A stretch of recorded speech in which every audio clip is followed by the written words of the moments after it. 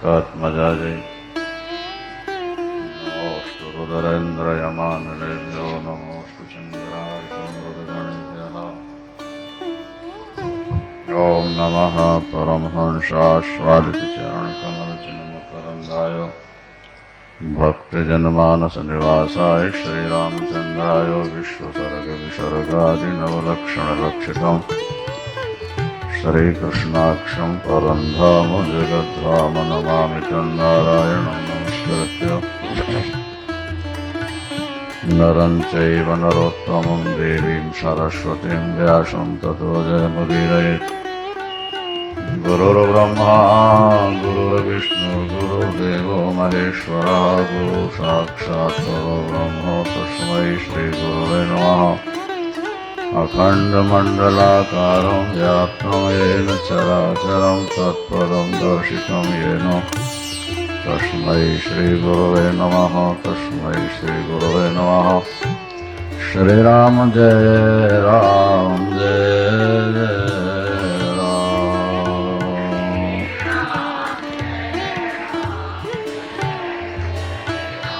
श्री राम जय राम जय जय राम।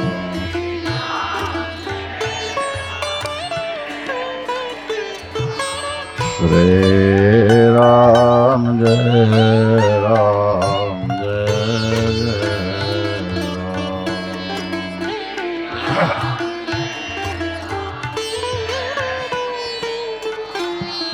धर्म की अधर्म का प्राणियों में विश्व का गौ हत्या गौ माता की हर हर महा शंकर भगवान की कर्पूर गौरम करुणावतारम संसार सारम सदा वसन्तं हृदयारविन्दे भवानी सहितं नमामि भवानी सहितं नमामि।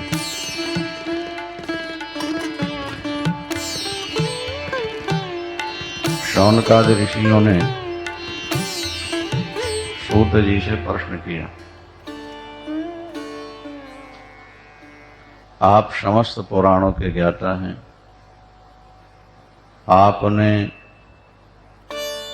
समस्त पुराण और धर्म शास्त्रों का अध्ययन किया एवं व्याख्या भी की।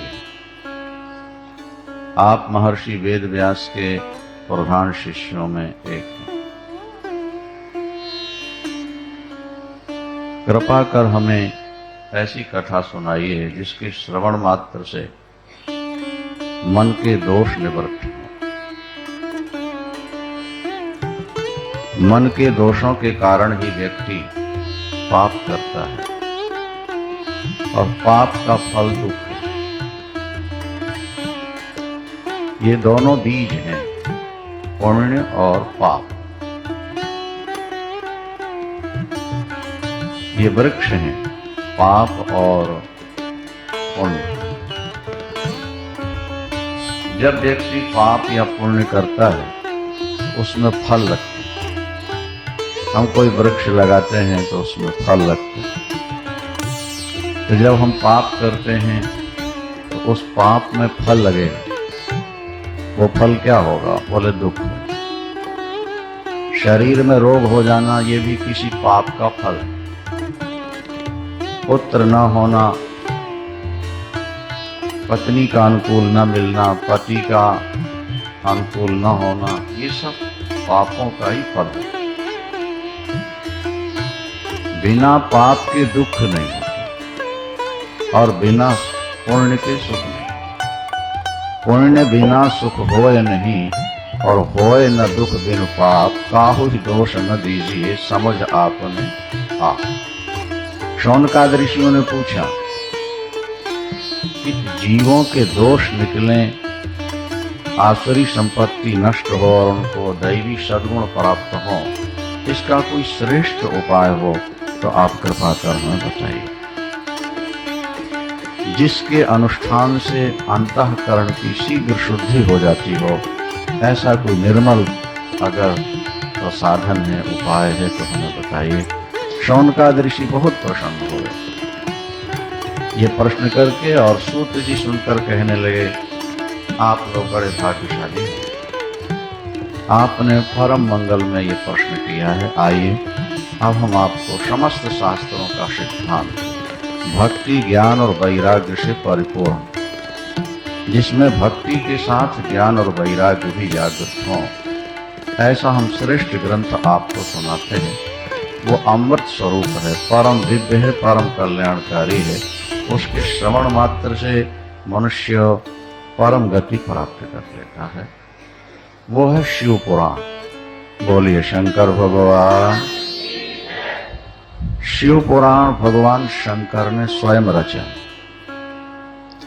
यूं तो सभी ग्रंथ भगवान शंकर से ही निकलते हैं, सबके बीज मूल भगवान शंकर ही हैं। फिर भी शिव पुराण भगवान शंकर ने ही प्राचीन काल में सुना था, रचा था, और फिर उन्होंने ये शिव पुराण अपने प्रिय गण नंदीश्वर, जिस पर भगवान शंकर विराजमान होते न, बैल, उनका नाम नंदी है, नंदी। तो भगवान शंकर ने शिव पुराण रचकर पहले नंदी को सुनाया था, नहीं? और फिर नंदी से ये शिव पुराण सनत कुमार जी को प्राप्त हुआ, और सनत कुमार जी ने फिर यही पुराण वेद व्यास जी को सुनाया। वेद व्यास जी से मुझे प्राप्त हुआ, ऐसा सूत जी कह रहे। विषय की प्रामाणिकता और गंभीरता के लिए उसकी परंपरा का संकेत देना जरूरी होता है। जैसे श्रीमद् भागवत श्रीमन नारायण ने ब्रह्मा जी को सुनाया, ब्रह्मा जी ने नारद को दिया, नारद ने व्यास को दिया, व्यास ने सुखदेव जी को दिया। इसी तरह शिव पुराण सबसे पहले भगवान शंकर ने इसकी रचना की। ये 1 लाख श्लोकों वाला विशाल ग्रंथ है। यूं तो जो पुराणों की संख्या है वो भगवान शंकर ने 1 करोड़ बनाई थी, 100 करोड़ का भी वर्णन, लेकिन व्यास जी ने उसको थोड़ा संक्षिप्त किया, सार निकाल कर। इस समय जो शिव पुराण है ये 24,000 श्लोकों, श्रीमद् भागवत 18,000 श्लोकों में है, देवी भागवत 18,000 श्लोक हैं, और शिव पुराण 24,000 श्लोक हैं। ये कलयुग में उत्पन्न होने वाले जीवों का कल्याण करने के लिए ही शिव पुराण की रचना। भगवान शंकर दया के मूर्त रूप हैं, करुणा के मूर्त रूप हैं। वैसे ये कहा जाता है कि पिता का पुत्र की अपेक्षा पोते से ज्यादा प्यार होता है, ऐसा कहा जाता है। पोते ज्यों बड़े होने लगते हैं तो फिर दादा का प्यार पोतों में बढ़ जाता है, क्योंकि बच्चे तो बड़े होकर अपने काम में लग जाते हैं, पोते छोटे रह करके दादा के समीप रहते हैं, इसलिए ज्यादा आकर्षण हो जाता है। बोलो शंकर भगवान। तो ये संसार के जितने जीव हैं ये भगवान शंकर को बहुत प्यारे हैं, क्योंकि शंकर जी इस दृष्टि से दादा हैं। बाकी हैं देव, ये हो गए महादेव। तो महादेव से देवता आए और देवताओं से फिर मनुष्यों की सृष्टि हुई, तो मनुष्य बहुत प्यारा है। तो कलयुगी जीवों का कल्याण कैसे हो, ये भगवान शंकर के मन में एक बार भाव उठा।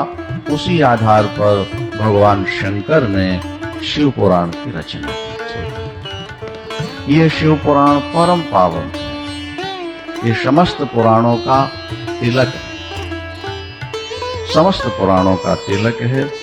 इसका श्रवण करना सबसे श्रेष्ठ।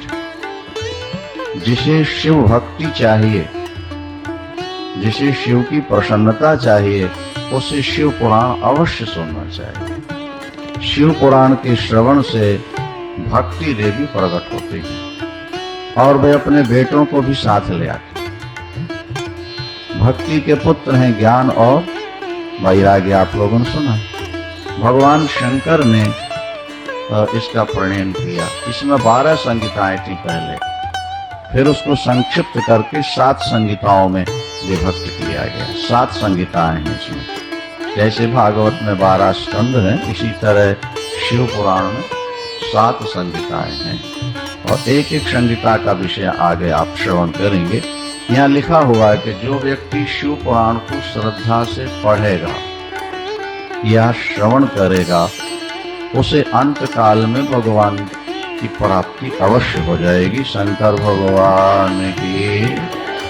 जो व्यक्ति शिव पुराण की कथा सुनता है, उसके ज्ञाता ज्ञात समस्त पाप समाप्त हो जाते हैं, जो उसने जान के किए वे और जो धोखे से हो गए वे। समस्त पापों की समाप्ति शिव पुराण के श्रवण मात्र से प्राप्त हो जाती है। जो व्यक्ति शिव पुराण श्रवण करता है, वो संसार में सभी सुख भोगने के बाद अंत में परम धाम को प्राप्त होता है। ये भगवान शंकर ने वचन दिया है। धर्म, अर्थ, काम और मोक्ष 4 प्रकार के पुरुषार्थ संसार में माने गए। पुरुष के लिए 4 वस्तु में चाहिए: अर्थ, काम, धर्म, मोक्ष। धर्मार्थ, काम और मोक्ष। शिव पुराण के श्रवण से अर्थ की प्राप्ति होती है, कामनाओं की पूर्ति होती है, बुद्धि निर्मल होकर धर्म में लगती है और अंत में मोक्ष की प्राप्ति होती है। धर्मार्थ, काम, मोक्ष चतुर्विध पुरुषार्थ सिद्धि के लिए शिव पुराण का श्रवण अवश्य करना चाहिए। शौनकादि ऋषियों ने कहा, हमें शिव पुराण आप सुनाएं। भगवान शंकर तो सबको सुख देने वाले भोले शंकर। आप देखते हैं ज्यादातर दैत्य जब उपासना करते हैं तो भगवान शंकर की ओर बढ़ते हैं। ऐसा क्यों? इसका ये मतलब नहीं कि केवल दैत्य ही भगवान शंकर की उपासना करते हैं, नहीं। वो इसीलिए उस तरफ जाते हैं कि ये भोले बाबा दरबार में आने वाले की झोली खाली नहीं रखते। जो जिस भाव से आता है उसको दे ही देते हैं। नारायण जी की शरण में जाओ, राम जी की जाओ, तो वो तो सोच समझ के देते हैं।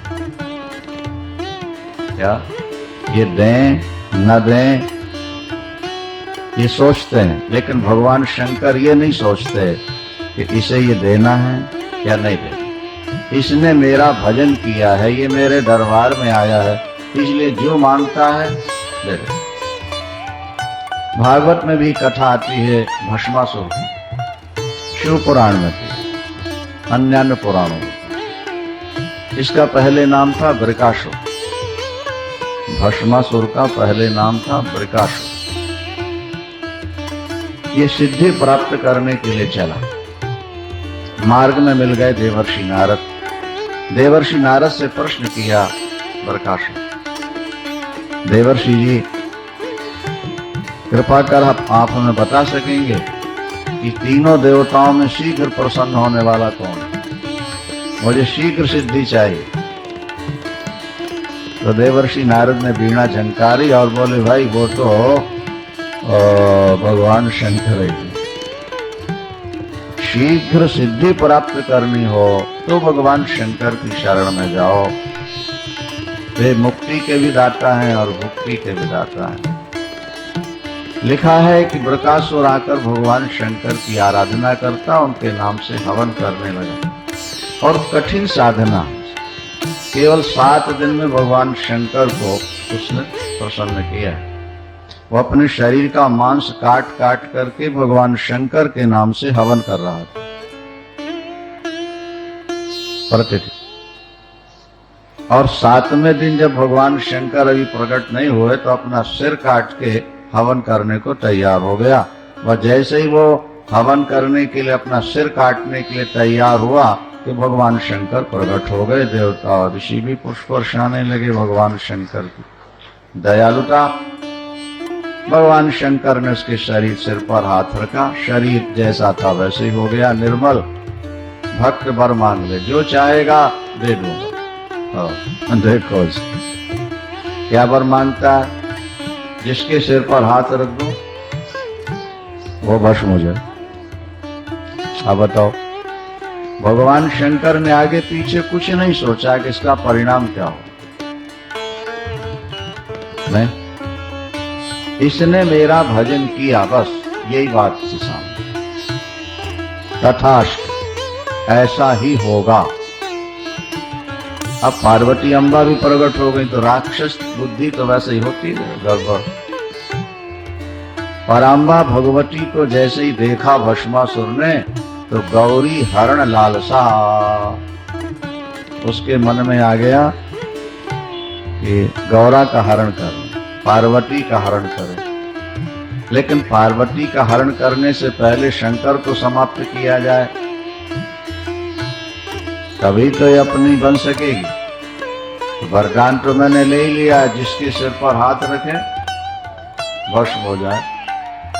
क्यों ना भगवान शंकर के सिर पर हाथ रख दूं, ये भस्म हो जाए और मैं पार्वती को ले लूं। राक्षसी बुद्धि होती, धर्म तो होता नहीं। आज भी जब कोई व्यक्ति किसी को धोखा देता है कहते हैं तो भस्मासुर है, भस्मासुर। जिसके आश्रित होकर बढ़ता है उसी को मिटाने की कोशिश करता है। कौआ जिस पत्तल में खाता है उसी में छेद करता है। भस्मासुर भगवान शंकर के सिर पर हाथ रखने बढ़ा, वो भगवान शंकर घबराए और भागे। आप देखो, अपना वरदान अपने लिए संकट बन गया। अब इसकी दो तरह से कथाएं मिलती हैं। भागवत में तो लिखा कि भगवान ब्रह्मचारी बन के आए और बोले तो भांग धतूरा खाता पीता है। अरे कौआ कान ले गया तेरा, अगर कोई कहे तो अपना कान पहले देखना है कि कौए के पीछे दौड़। भांग पीने वाले शंकर ने अगर तुझे कह दिया कि जिसके सिर पर हाथ रखेगा भस्म हो जाएगा, तो तुम इसी के पीछे दौड़ पड़े। अरे पहले अनुभव तो करो, सचमुच में वरदान सही है कि उसने अब नशे में ऐसा कह दिया। कैसे पता करो? तो ब्रह्मचारी के रूप में भगवान ने कहा कि जरा अपने ऊपर ऐसा करो, अगर गर्मी लगने लगे तो समझ लेना कि भाई हाँ कुछ शक्ति आ गई है, बता लेना, फिर हम चलेंगे, तुम्हारा सहयोग करेंगे, जहां भी होगा पकड़ेंगे। बात तो ठीक कह रहा। तो जैसे ऐसा किया तो ऊपर से भगवान ने हाथ दबा दिया और जैसे हाथ दबाया भस्मासुर जल के भस्म हो गया। देवता पुष्प वर्षाए, बाजे बजाए और निर्विकार कर। दूसरे पुराणों में चर्चा आती है, बड़ी सुंदर है वो, कि वहां पार्वती जी सामने आ गई, भस्मासुर पार्वती, और बोली कहाँ जा रहे? बोले शंकर को भस्म करके तुम्हारा हरण करो, तुम बड़ी सुंदरी हो, तुम्हें देखकर मेरा मन एकदम आकर्षित। पार्वती अम्बा बोली मैं तो वैसे ही उससे दुखी हूं।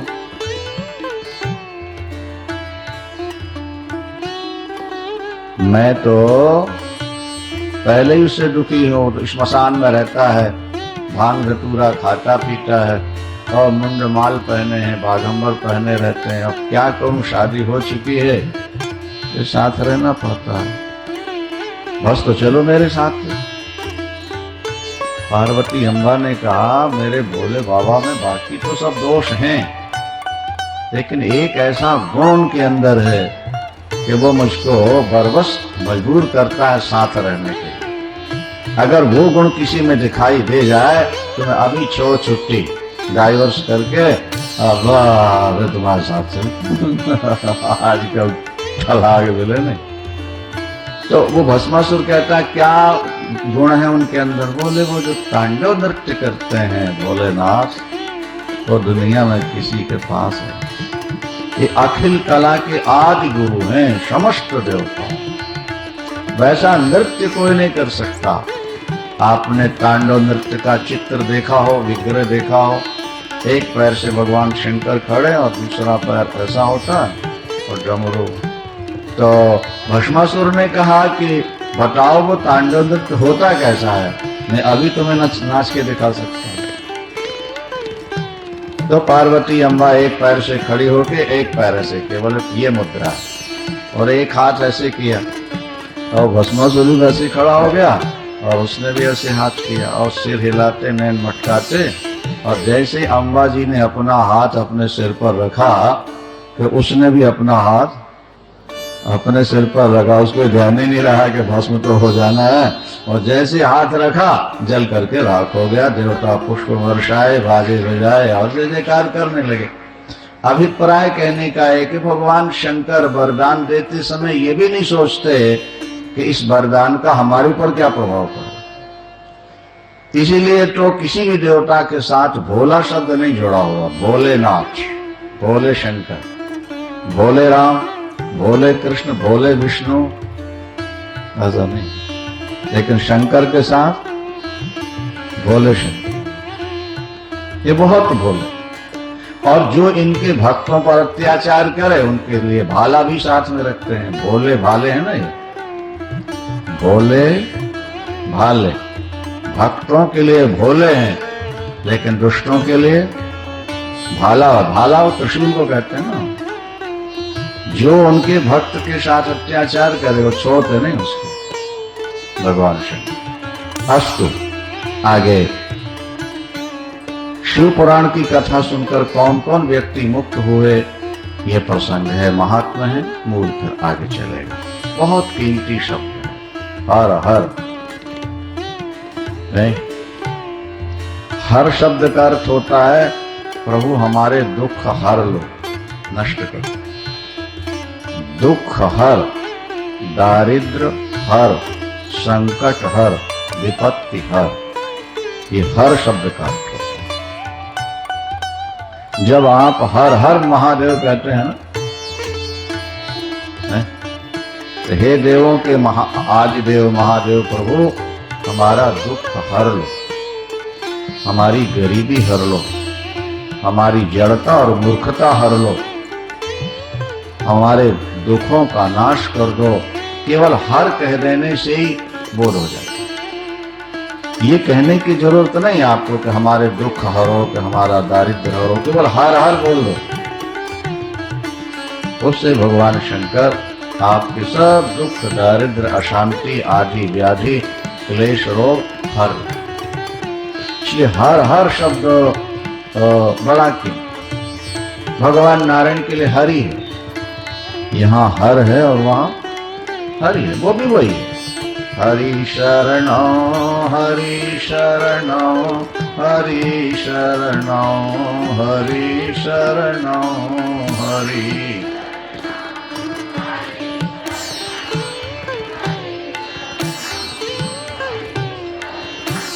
हरि शरणो, हरि शरणो, हरि शरणो, हरि शरणो, हरि।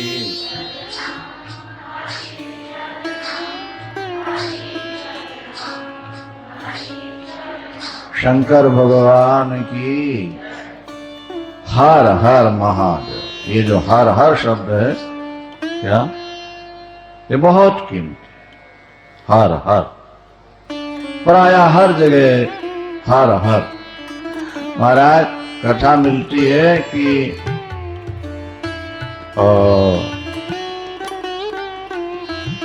एक बहेलिया, एक डाकू ने अपना एक कोड वर्ड बना लिया था। किसी को लूटना हो ना, धन हरण करना हो तो बस वो हर हर कह देता। अपने साथी को संकेत देना हो तो हर हर महादेव। हर हर का मतलब जो इसके पास है वो हर हर करके प्रभाव से अंत में जब उसका शरीर छूटा तो वो दिव्य लोक चला गया। देवता पुष्प वर्षाए और जय जयकार करते। शौनकादि ऋषियों ने कहा, सूत जी, भगवान शंकर की कथा सुनकर मन बड़ा प्रसन्न हुआ। उनकी महिमा सुनकर, शिव पुराण की कथा सुनकर कौन कौन व्यक्तियों ने सिद्धि पाई, मुक्ति पाई, ये कृपा करके हमें सुनाइए। और फिर मूल में भगवान शंकर का चरित्र हम सुनना चाहेंगे। शौनकादि ऋषियों का वचन सुनकर सूत जी ने कहा, आओ हम तुम्हें एक ऐसे ब्राह्मण की कथा सुनाते हैं जिसने जीवन भर बहुत पाप किया था, बहुत पाप किया, लेकिन शिव पुराण के श्रवण मात्र से वो किस तरह मुक्त हुआ। एक बड़ी सुंदर बात, एक नगर था जिसमें किरात लोग रहते थे। कोल किरात एक जाति होती है भीलों की, किरात। किरातों के नगर में एक ब्राह्मण रहता था, उसका नाम था देवराज। क्या नाम था? नाम से वो देवराज है। देवराज का मतलब होता है इंद्र। देवराज शब्द का अर्थ है जो देवताओं का राजा हो, उसका नाम देवराज। नाम उसका देवराज था, लेकिन कर्म उसके बड़े गंदे थे। कर्म बहुत गंदे थे। वो रस बेचता है, सामान यहां वहां खरीद कर बेचता है, ठगी करता है, झूठी सौगंधें उठाकर लोगों को लूटता है। मैंने इतने में खरीदा है, क्या भाव के भाव आपको दे रहा हूं, वो सौगंधें उठाता है। इतना लोभी था वो देवराज कि महाराज उसने जीवन में अनेकों की हत्याएं की थी। जिसके पास पैसा देख ले कहे, किसी ना किसी बहाने उसको लूट लेना, उसको लूट लेना उसका काम था। अनेक हत्याएं कर चुका था। प्रसंग तो कल्प भेद से ये भी आता है कि उसने अपने माता पिता की हत्या कर दी, संपत्ति के कारण विरोध हुआ। और लेकिन जिसने उस पर विश्वास किया उसको उसने धोखा दिया। जिंदगी में कोई यज्ञ नहीं, कोई दान नहीं, कोई पूजा नहीं, कोई पाठ, केवल पैसा उसकी जिंदगी का लक्ष्य था। सारी जिंदगी पैसा कमाया और गलत काम भी करता रहा। जो व्यक्ति अच्छा कार्य नहीं करेगा वो गलत काम से बच नहीं सकता। ऐसे उसने बहुत कमाए थे। वेश्यागामी हो गया, वेश्यागमन करता है, अपने ब्राह्मण धर्म से गिर चुका है। ब्राह्मण का अपना कर्तव्य क्या है वो इस बात को जानते ही, क्यों कभी सत्संग नहीं किया। धर्म और ईश्वर तो जीवन में तब आएगा जब आप सत्संग करें। और शिव पुराण में इस बात पर बहुत जोर दिया गया है कि आंखों से दिखने वाली वस्तु का भी तब तक बोध नहीं होता जब तक किसी से उसका नाम सुना नहीं। माताएं जब बच्चा थोड़ा बड़ा होने लगता है, थोड़ा बोलने लगता है, अभी केजी में नर्सरी में भी नहीं जाता, तो माँ सिखाती है ये नाक है, ये आँख है, ये कान है, ये मुंह है, ये हाथ है। माताएं सिखाती हैं नहीं? बोलो। माने अपने अंगों का भी नाम हमको ज्ञात ना हो अगर हमें कोई सिखाए नहीं, सुनाए नहीं। ये आम है, ये सेब है, ये संतरा है, ये केला है, इसका बोध हमें कब हुआ? जब हमने किसी से पहले सुना। तो शिव पुराण में कहा गया कि आंखों से दिखने वाली वस्तु का भी तब तक बोध नहीं होता जब तक उसके बारे में हम सुन न लें। तो फिर आंखों से न दिखने वाले धर्म और ईश्वर का बोध बिना सुने कैसे हो जाए? इसलिए पहले तो आप सुनने की आदत बनाओ। भाई शब्द में अर्थ है कि नहीं? जैसे वाटर, ये हो गया शब्द, एक वाक्य हुआ ना वाटर, उसमें अर्थ है कि नहीं?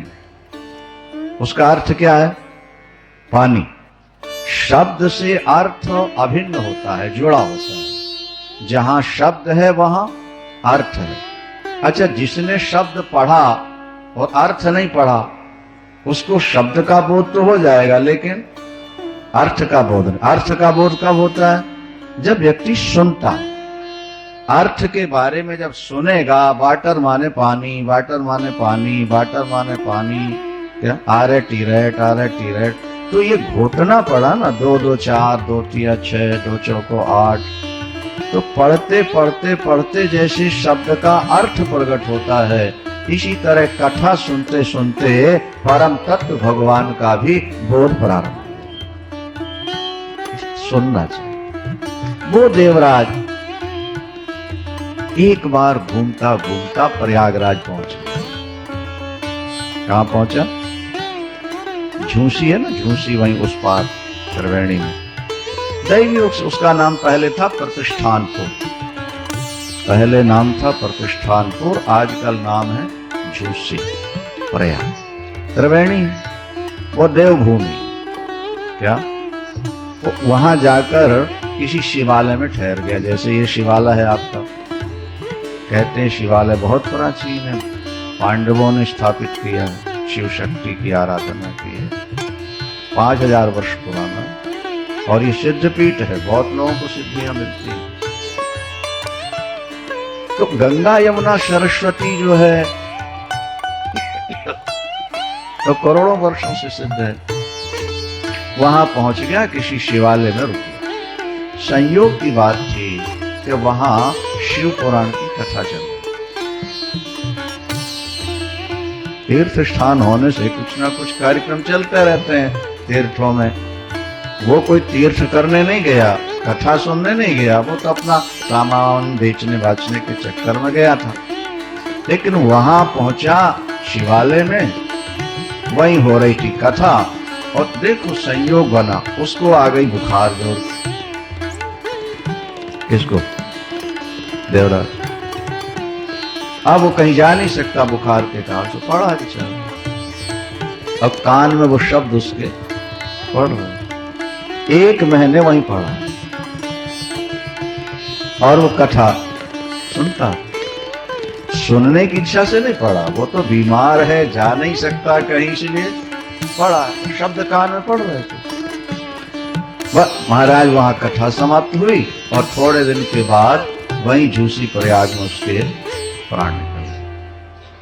जैसे प्राण निकले, यम के दूत आए और अभी यम के दूत यमलोक लेकर पहुंच रहे थे कि भगवान शंकर के गण वहां पहुंचे। रोक, यहां क्यों ले आया इसको? ये ब्राह्मण होकर के इसने जिंदगी भर पाप किया।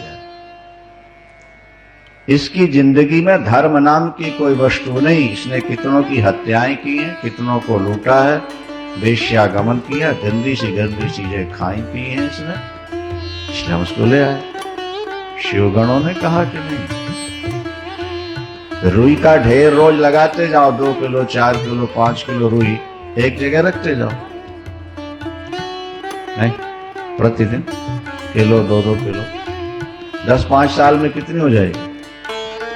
हाँ, और एक दिन जलती हुई माचिस की तीली डाला दो, फिर क्या होगा? सब रात हो गई। इसने पापों को संचित तो किया था, लेकिन अंत में तीली लग गई ना, माचिस की जलती काड़ी लग गई उसमें। शंकर की कथा, भगवान शंकर की इसके कान में पड़ गई। भोलेनाथ का जो नाम ले या कथा सुने, भोले बाबा उसको सीधे ज्योति में भेजते हैं, शिवपुरी भेजते हैं। नहीं, वो अपनी बात कह रहे थे, यमराज के कानों में आवाज पड़ी कि क्या शोरगुल हो रहा है यहाँ यमलोक में। जैसे बाहर निकले, देखा तो सर्वज्ञ है, सब जानते हैं। उन्होंने दूतों को अपने डांटा, उसका सम्मान किया, देवराज का पूजन किया और हाथ जोड़कर कहा, पार्षदों, हमारे पार्षदों से अपराध हुआ, ये शिवलोक का ही अधिकारी है, ये ज्योति का ही अधिकारी है, यहाँ का अधिकारी नहीं रहा। भगवान शंकर का नाम सुना, इसे कैसे भी सुना, लेकिन सुना, इसलिए इसको सीधे शिवलोक आप लोग ले जाओ। विमान पर बैठाला, देवराज सीधे शिवलोक जा रहा है। देवता पुष्प वर्षा रहे हैं, बाजे बजाकर जयकार कर रहे थे। ये भगवान शंकर की कृपा हुई। महान से महान पापी शिव पुराण की कथा सुन के सीधे शिवपुरी पहुंच गया। शौनकादि ऋषियों को बड़ा आनंद आया सुन करके। उन्होंने कहा, सूत जी, हम आपका ऋण नहीं उतार सकते, गुरु का ऋण कोई उतार नहीं सकता। ये आप समझ, दुनिया में हर चीज की तो कीमत लगाई जा सकती, पारस की क्या कीमत लगाओगे? बोलो। आप हर चीज के बदले तो कुछ दे सकते हो, लेकिन ज्ञान के बदले में आप कुछ दे नहीं सकते। ज्ञान दाता के आप सदा के लिए ऋणी हो, कर्जदार हो। उनके ऋण से आप कभी पूर्ण नहीं हो सकते। शास्त्रों में तो यहां तक लिखा है कि एक मप्यक्षरम यस्तु गुरु शिष्य निवेदय। गुरु एक अक्षर भी तुम्हारे कान में डाल दे, एक अक्षर भी, तो पृथ्वी में ऐसी कोई वस्तु है ही नहीं जिसे देकर तुम गुरु के ऋण से पूर्ण हो जाओ। पृथ्वी एक मप्यक्षरम यस्तु गुरु शिष्य निवेदय पृथिव्याम नास्ति तद्द्रव्यम यद्दत्वा चांद्रणी। गुरु के ऋण से कोई पूर्ण नहीं हो सकता। कबीर दास कहते हैं, मेरी हर कामना पूर्ण हुई, बस एक हवस रह गई। उर्दू में हवस कहते हैं एक लालसा, ठीक है, एक भूख होती है, इच्छा, वो पूरी नहीं। क्या पूरी नहीं हुई? बोले मैं अपने गुरु का कर्जा ना उतार सकता। गुरु ने क्या दिया? बोले जो नाम दिया उसके। कबीर दास जी, आपके तो बड़े बड़े राजे महाराजे सेठ साहूकार शिष्य हैं, आप चाहे लाखों करोड़ों दिला के उन्होंने हो सकते हो। उन्होंने कहा, संसार में कोई ऐसी वस्तु है ही नहीं क्या जो ज्ञान के बदले देकर ज्ञान के ऋण से पूर्ण हो। क्योंकि ज्ञान के समान तो ज्ञान ही है, ज्ञान के समान पदार्थ नहीं हो सकते। राम नाम के पट तरे देवे को कछु ना, ये कबीर जी का है दोहा। राम नाम के पट तरे देवे को कछु ना, का दय गुरु संतोषी हवस रही मन। ये मन में एक दुख बना रहा, क्या देकर हम गुरु के ऋण से पूर्ण हो। जिन्होंने हमें प्रकाश दिया, ज्योति दी, सन्मार्ग दिया, अन्यथा हम कहां से कहां चले गए, कहां से कहां चले गए। यदि गाड़ी में ठीक ब्रेक ना हो, ड्राइवर ना हो, तो पता नहीं गाड़ी हमारी कहां गई। जीवन में हमें गुरु न मिले होते तो पता नहीं हो कहां से कहां चले गए।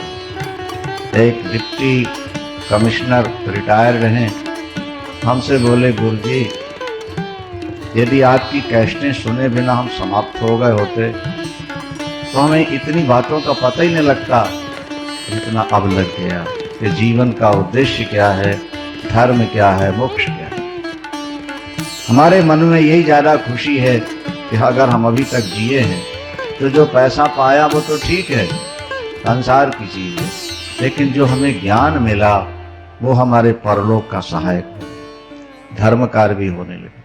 शौनकादि ऋषियों ने कहा कि हम आपके इस कृपा प्रसाद से प्रसन्न हुए, और कोई कथा सुनाइए जिससे ज्ञान, वैराग और भक्ति का जागरण हो। व्यक्ति के जीवन में भक्ति, ज्ञान, वैराग आना बहुत जरूरी है। पैसे वाले तो बहुत मिलेंगे, लेकिन ज्ञान और वैराग जिनको प्राप्त हो जाए वो जीवन की एक सर्वश्रेष्ठ वस्तु है। और कोई कथा सुनाइए, हम सुनना चाहते हैं। सुनिए ऋषियों, सुनो, दूसरी कथा सुनो। समुद्र तट पर एक वाष्कल नाम का नगर था, वाष्कल नाम का नगर। उस नगर में रहने वाले लोग बड़े स्वेच्छाचारी थे, पापी थे, दुष्ट थे, हत्यारे, लुटेरे, वो भी शुभ कर्म नहीं जानते। वहां हर व्यक्ति पाप करता था गांव में। उसी गांव में एक ब्राह्मण भी था, उसका नाम था बिंदुग। क्या नाम था? बिंदुग। उसकी पत्नी का नाम था चंचुला। सारे नगर के लोग पाप करते थे, वो बिंदुग भी उन्हीं में था। उसने भी जिंदगी में कभी कोई शुभ कर्म नहीं किया। बिंदु पैसा था, वेश्यागामी। पत्नी उसकी बड़ी सुंदरी थी, चंचला, जवानी और सुंदरता, लेकिन पति वेश्या के चक्कर में पड़कर पत्नी से तटस्थ हो गया। पत्नी को वो प्यार नहीं मिला जो मिलना चाहिए, क्योंकि अब वो वेश्या में आसक्त है। नहीं? पत्नी ने देख लिया, समझ लिया कि मेरा पति दुराचारी हो गया है, वेश्यागामी हो गया है। इसके बाद भी वो अपने धर्म का पालन कुछ दिनों तक करती रही। लेकिन जवानी में काम का वेग एक ऐसा भयानक होता है, शत्रु है जो गलत काम करा, न चाहते हुए भी व्यक्ति से गलत काम करा। चंचला के मन में पाप करने की कोई इच्छा नहीं थी, लेकिन पति के दुराचारी हो जाने के कारण जवानी थी, वो अपने वासना के वेग को रोक नहीं पाई और अंत तो गत्वा उसने भी किसी पुरुष से नाता जोड़ा। ये जानते हुए कि पाप है। काम क्रोध ही तो पाप कराते हैं। व्यक्ति को पता है कि मैं गलत काम कर रहा हूं, लेकिन वो करता है। काम क्रोधो महाशत्रु, ऐसा शिव पुराण में लिखा। काम और क्रोध ये महाशत्रु, इनसे बचने का प्रयास करो। और काम क्रोध की आग को भड़काने वाले कुसंग होते हैं। शत्रु का चिंतन क्रोध बढ़ाता है, नहीं, और कुसंग वासना में हवा का काम है। वासना तो है, नहीं समझे? अरे भाई, दूध आपके बटलोई में रखा है, पतीली में, और आपने गैस में रख दिया, तो उसको आपने गैस की बटन कम कर दी, नहीं, तो क्या होगा? दूध पकेगा, उफनेगा नहीं। और अगर आपने उसको फुल खोल दिया तो उफन के बाहर आने लगेगा। मनुष्य के अंदर वासना है, लेकिन सत्संग मिला रहे तो वासना दबी रहे, और कहीं कुसंग मिल गया तो फिर वासना तुम्हारे कंट्रोल में रहने वाली नहीं। व्यक्ति मन के वश में है, मन व्यक्ति के वश में नहीं। इंद्रियां व्यक्ति के वश में नहीं है, व्यक्ति इंद्रियों के वश में। जिसकी इंद्री, जिसका मन अपने वश में हो गया, वो ईश्वर का रूप हो गया, वो मुक्त हो गया, वो समस्त टेंशन से बच गया। जब इंद्रियों में विषय जागता है, जानते हुए कि हमारा ये कदम गलत है, फिर भी व्यक्ति उसको प्रवृत्त होगा। और एक बार गलत काम करने की आदत पड़ जाए ना, नहीं समझे आप, बस फिर स्वभाव बन जाएगा। पतिव्रता चरित्रवान स्त्री एक बार भी गलत काम न करे, उसके मन में कभी वासना जागे भी, तो फिर उसको भय रहता है। पाप का भी भय होता है और समाज का भी भय। लेकिन एक बार अगर वो गलत काम कर ले तो फिर उसके लिए वो आम बात हो जाती है।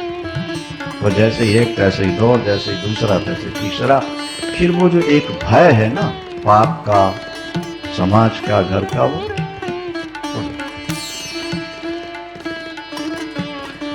हमसे कहा जाता है भाई हम बहुत पवित्र भोजन बना रहे हैं, आप कर लो।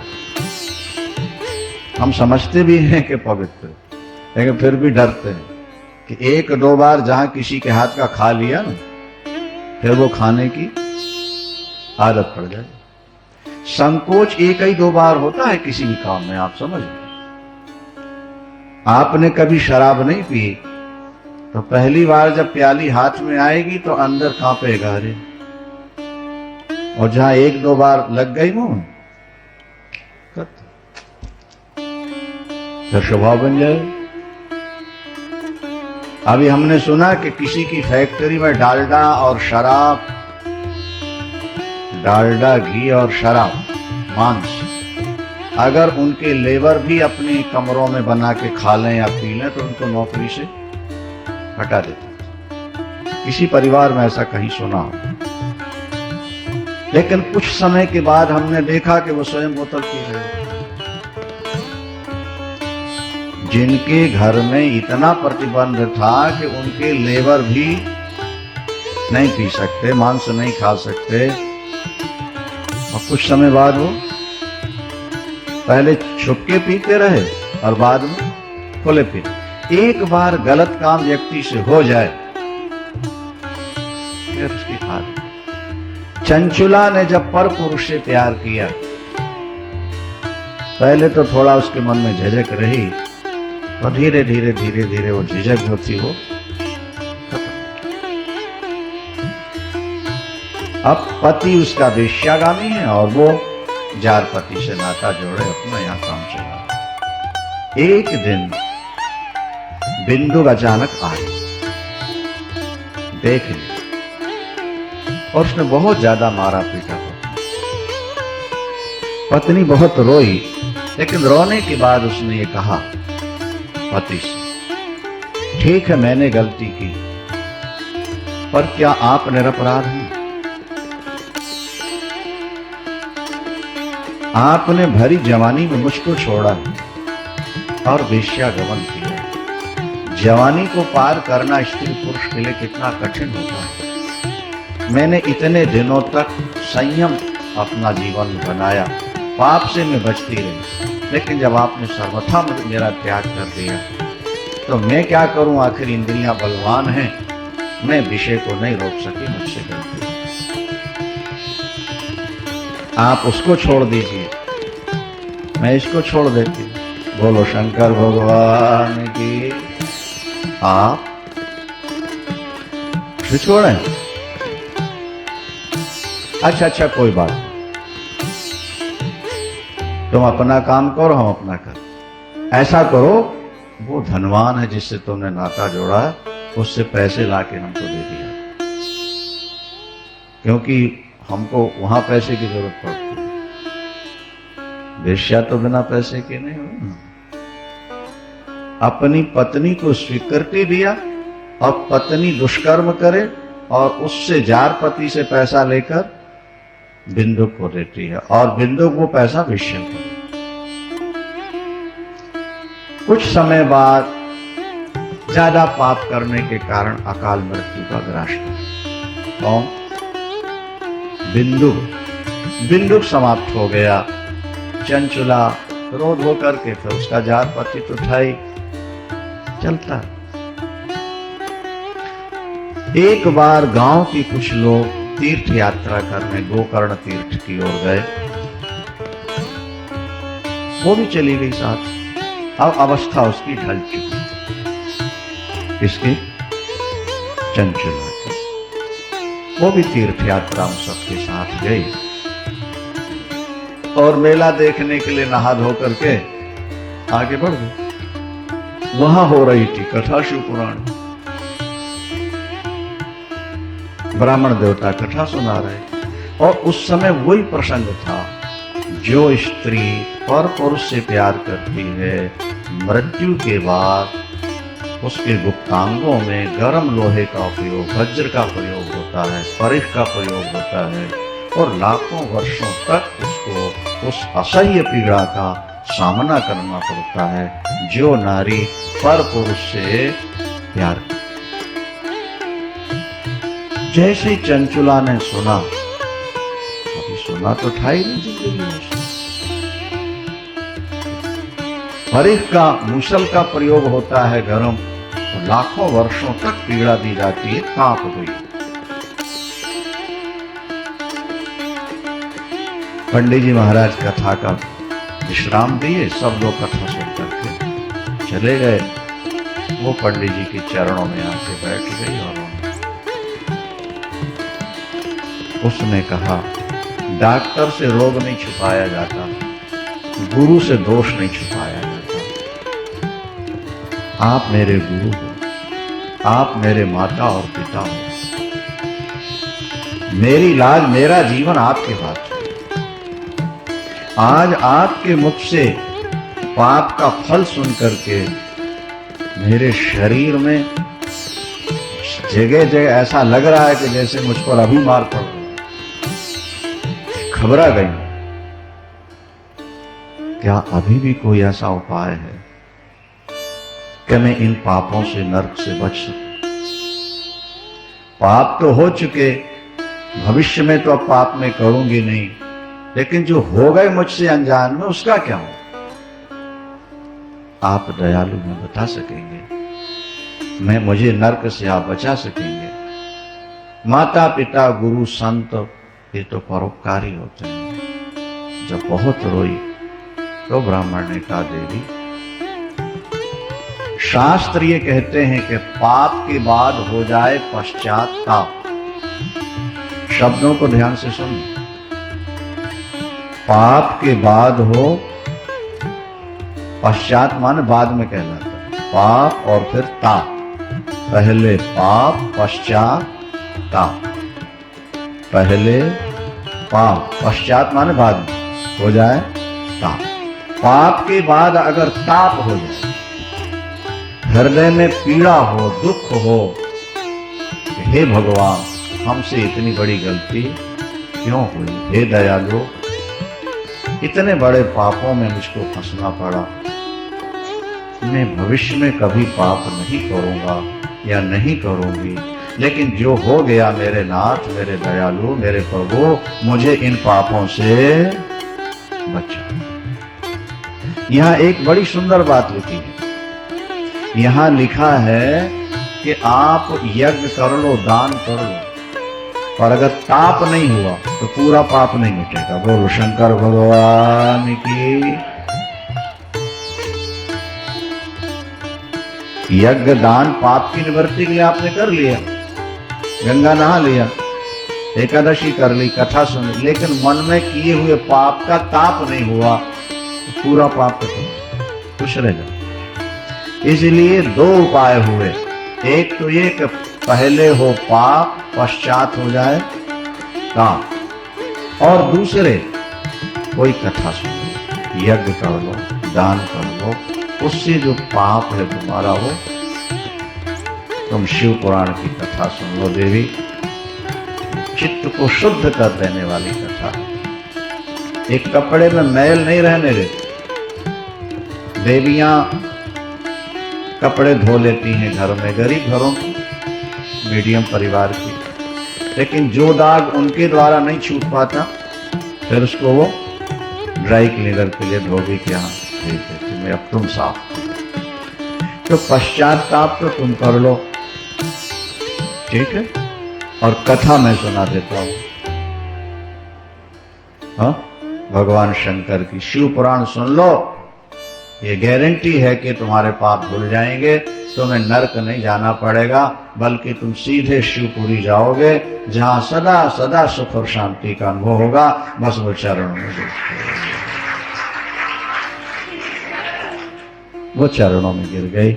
आप मुझे कथा सुना दो, मेरे पास जो कुछ है सब आपका है, अब मुझे क्या करना? तो दुनिया का सब देख लिया, अब तो जीवन की संध्या है, बस ये है कि जो दाग यहाँ लगे वो यहीं धुल जाए मेरे। बस महाराज फिर तो उसने कथा शिव पुराण की सुनी। किसने? चंचुला ने उसी ब्राह्मण से वहीं संपूर्ण शिव पुराण की कथा श्रवण की। जब तक कथा चलती रहती वो रोती रहती। शिव मंत्र की दीक्षा भी ली। अभी हम आगे बताएंगे आपको कि नमः शिवाय का क्या चमत्कार है, शिव जपने का क्या फल है। नहीं, भगवान शंकर कितने प्रसन्न होते हैं उस जीव पर।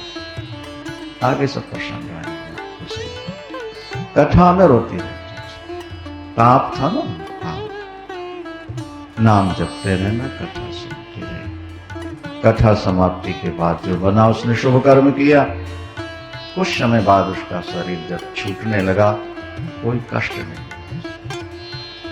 मृत्यु का बड़ा भयानक कष्ट है, शास्त्र ऐसा कहते हैं।